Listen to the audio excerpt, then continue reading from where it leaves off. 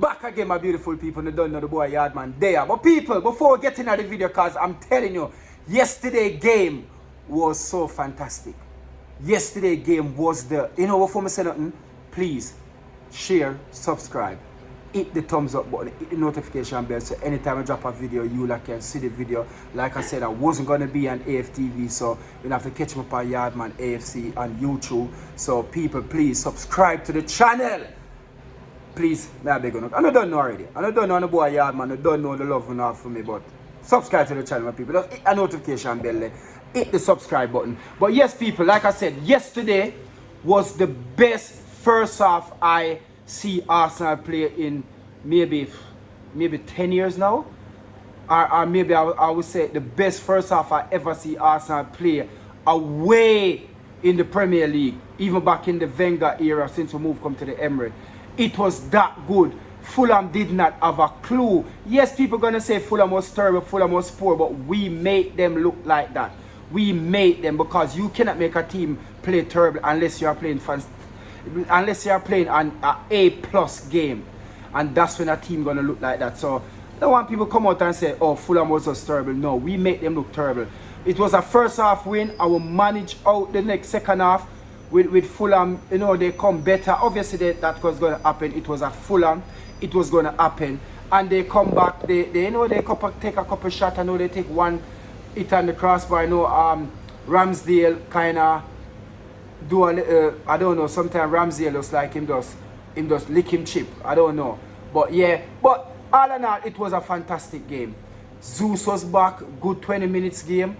I mean, Trossard. Oh my God, 3 assists.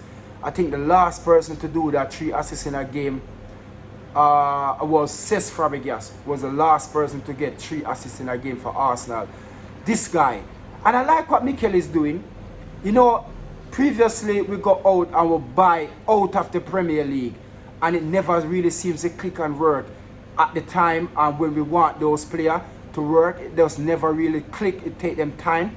But what we see Mikel do, him come and him start to buy within the Premier League. Him start to buy ready-made player who just can come in and click right in, and that is what helping us right now.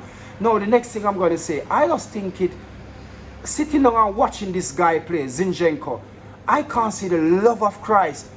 Oh, Man City let him go. I just can't see it. Maybe Pep believed that we wasn't a contender, we wasn't going to even run 5th or 6th in the Premier League. So you know what? Let him go there. I just believe that was that was maybe what Pep thinking, letting Zinchenko go. This guy is a motivator. You see him on the pitch giving speech. He was just so fantastic. And the role that Mikel let him play in the team, where when we have the ball, we go 3 at the back, and him coming in midfield. When we don't have the ball, we go back 4 at the back, and him go back to his natural position, which is the left back. I can't say enough about Zinchenko right now. He get player of the month last month. I just cannot say enough good things about this youth. He's so good, and people cannot say, you know what, he's been average, or you know, he is out of this world. He's playing really, really, really well. Yeah, and I have to say, Zinchenko, thank you, keep it up. As I said, Jesus was back yesterday. That is only can be a big booster for us, and we have to appreciate, because we know the type of work that Zeus put in when he's there. We know all before the World Cup, how him and Martinelli was playing so good. Martinelli was feeding off him and stuff like that. I know Martinelli is one of them who just supposed to glad that Zeus is back, because that work to help him out over on the left side is going to be so good. Fam, people, I just can't give the team the credit where I supposed to give them. I just can't give them that credit, because I just don't have the credit to give to them. I give them all the credit already. I give them every single credit I have inside me. I mean, I have no more to give to them. Honestly, I ain't got no more to give to this team. This team is playing well. Big shout out to Mikel Arteta, because he went and he buy within the Premier League. We know we're supposed to get Madrid. Madrid was costing like over 100 million. We didn't go out and get Madrid. We get Trossard, and we got Jorginho, and him both of them cost a fraction of what Magic would have cost. I'm not going to say Magic is not a really good player. He's really, really good. But if we couldn't get him, we get Trossard and we get Georgina, which can do the job. They know the Premier League. They've been in the Premier League, and you can see what's happening. And Mikel Arteta buying within the Premier League. That's not our team much better. But I'm going to say fantastically, really good job we done yesterday on Fulham. Keep it up, boys. We really need this. We need to put the pressure on. Man City putting on the pressure. We need to put back on the pressure because they play at Crystal Palace Sunday. They score a penalty and they were 2 points behind us. That was pressure on us. So we put back the pressure on them. And like I said, best first half I see. I know Fulham missing their midfielder, but I don't think it would be any better if Fulham didn't missing the likes of Williams and what's that guy name? The midfielder, I forgot his name. So I just think that it wouldn't be any much worse off than what it is now. But Arsenal, keep on doing what you're doing.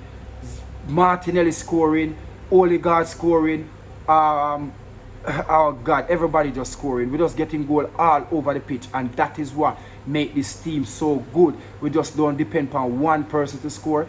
Everybody scoring. We know Saka haven't scored yet, but I believe Saka is just keeping back that, you know. Whenever Saka ready to launch, you know how he launch.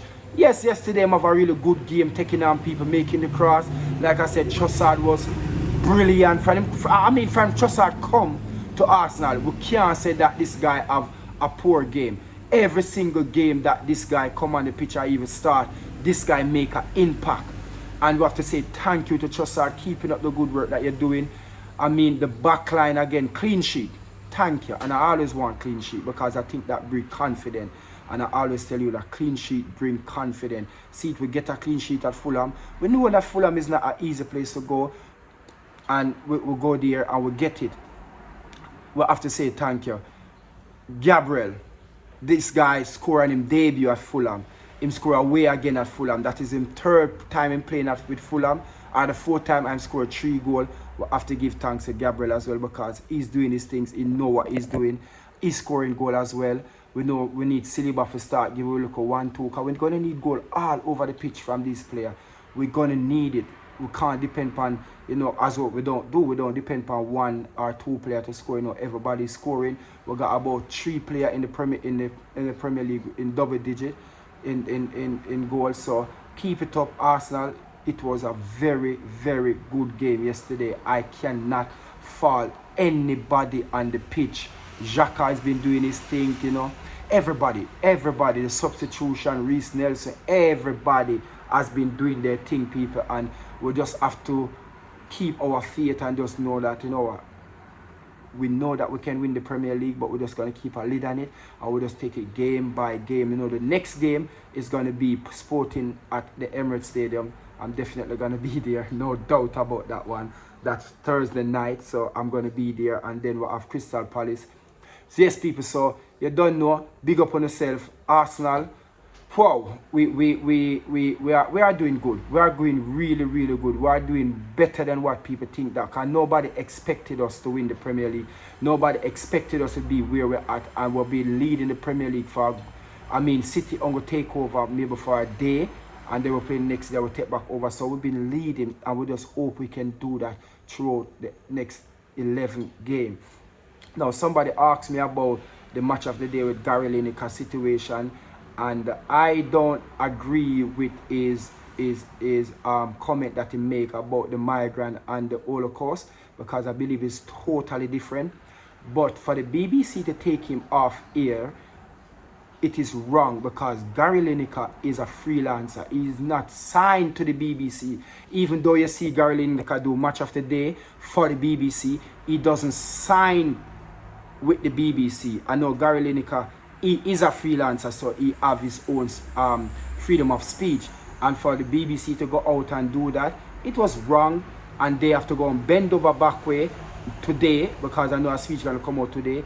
Bend over back way and either say, you know what, we're going to look into our policy and whatever the situation may be. But I believe that we're going to have Gary Lineker Saturday night back on BBC doing the Match of the Day, because it's just nonsense. It's just typically nonsense. He's a freelancer. He's supposed to have his own free speech. Let it be. He's talking about. It's not like he was working at the BBC as a political journalist in politics, and then he's gonna make that speech. Then we don't understand. But he's in sports, and he made that speech. And his Twitter feed, he didn't make it when he was working with the BBC and their time. Somebody asked him a question and he replied, and his Twitter feed. Leave the guy alone. And I know all the pundit them didn't do the show. The show just air without any pundit, and it was really bad for the BBC. And at the end of the day, what people don't understand, the reason why the BBC take this stand is because the BBC has been owned by the government in England. So you never see the BBC doing any advertisement for any company. Every advertisement that they do is for the BBC. They never done none, and this is the reason for that. It is paid by the BBC, has been funded by the taxpayer. When you pay a TV license, that's what pay the BBC, even in radio as well. So anything named BBC, it has been funded by the taxpayer. And because Gary Lineker says something about the new government migrant, make the new policy about the migrant that's coming across, and he make a comment over it. That's why the BBC try to take a stand, because enough politicians leak out against it, but they don't realize that he's a freelancer, he a free speech, and that is it. So that is just my take on it. He's a freelancer, he's a free speech, leave him making speech, and let's just get on with this. I know the BBC gonna come bend over backward now and say sorry for whatever they sit. Maybe they don't say sorry, but I don't see Gary Lineker taking it down or making an apology for it or saying sorry. I can't see Gary Lineker do that. So that is it, people. But like I said, big up to Arsenal. We're doing good. The whole 11, the whole 11, 12, 13, the whole 14 player that played yesterday, even the player who doesn't get a game on the pitch, was really, really fantastically well. And I'm saying, keeping up the good job, Arsenal. Come on, you Gunners! Okay, you don't know. We're going to do it, and I believe that we're going to win the Premier League. Big up on yourself, people. Please don't forget to subscribe to my channel, Yardman AFC. Big up. Over and out.